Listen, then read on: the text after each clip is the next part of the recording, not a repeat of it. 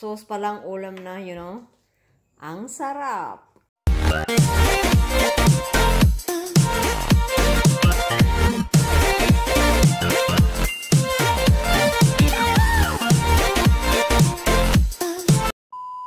Alright guys, so magluto tayo ng pork caldereta. Ayan, mainit na yung ating kaldero at lagyan na natin ng olive oil.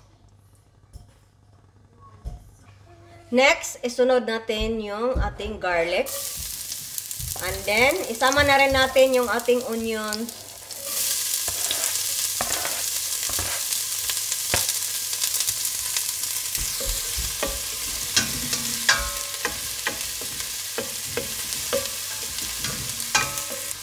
Now, pwede na natin ilagay yung ating pork ribs.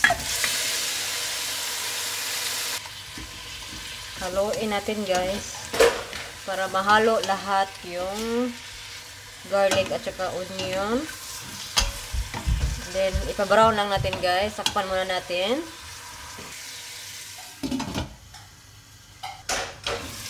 Now, pwede na natin lagyan og tomato sauce.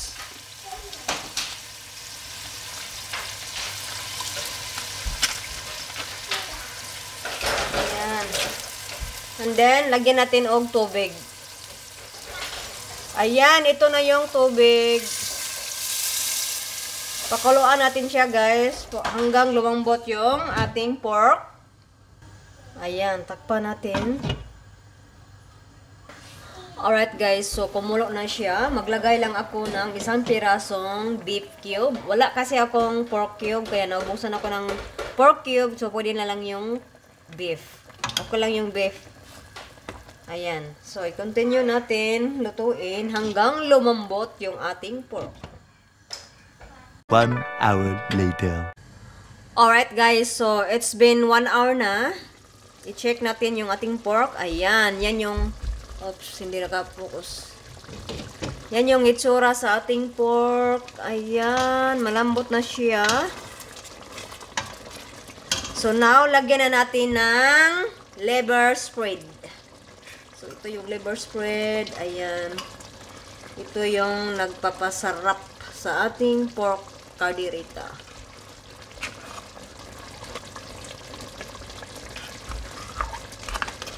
Ayan. Haluin natin. Haluin. Para mahalo lahat yung mga ingredients.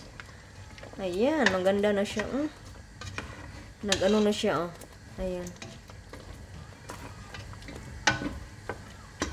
So, next, isunod natin yung ating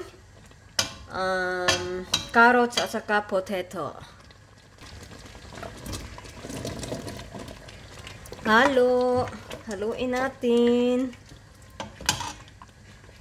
Takpan natin at lutuin natin yung ating carrots at saka potato for about 5 minutes. 5 minutes nang nakalipas. I-check natin. Ayan.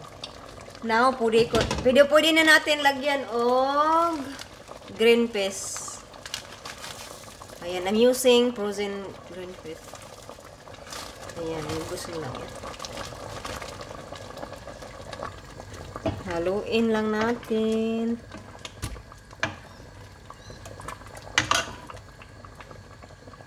Ayan.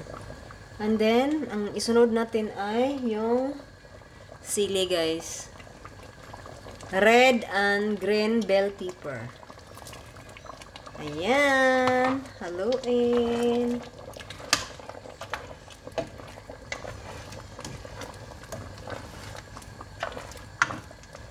Ayan. So,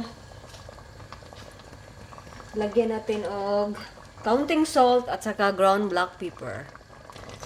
Ito na yung paminta. Ayan. And then, lagyan natin ng kaunting salt. Ayan. Ayan.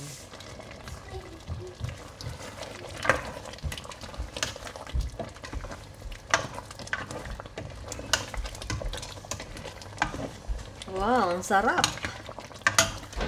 Ready na siya guys, i-serve. Ayan guys, ito na siya. Ang sarap-sarap. Kain na tayo.